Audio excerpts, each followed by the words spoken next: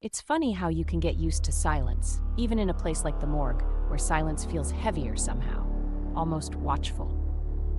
I used to joke that the dead kept better company than the living, and for the most part, that held true. But last week, I started noticing something off. Bodies shifted on their trays when my back was turned. Tags would disappear only to reappear where I knew I hadn't left them. And sometimes, the freezer doors seemed ajar, just for a second. I told myself it was exhaustion from long shifts, but deep down, I sensed something waiting to reveal itself.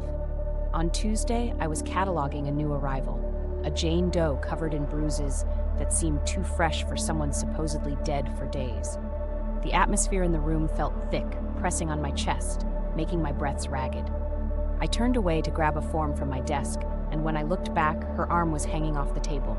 I froze, the pen clattering to the floor. I must have stood there for minutes before rationality won out. I convinced myself I'd left her like that, even though every instinct screamed otherwise. As the week dragged on, the movements grew bolder. Feet pointed in new directions, eyes seemed open when I knew I'd closed them, and once a faint whisper echoed from behind the steel doors. My coworkers laughed off my stories, but I started dreading the night shift, feeling watched every time I turned my back. Tonight, during a power flicker, I heard a voice, low, urgent, call my name from the darkness. It was her, Jane Doe, her lips barely moving, eyes wide with pleading terror.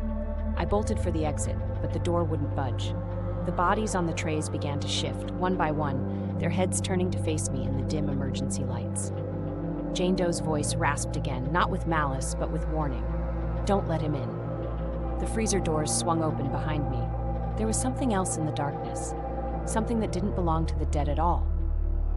Now as I write this, I can hear it moving closer, and I finally understand the morgue was never haunted by its corpses. It was guarding us from what comes for them next.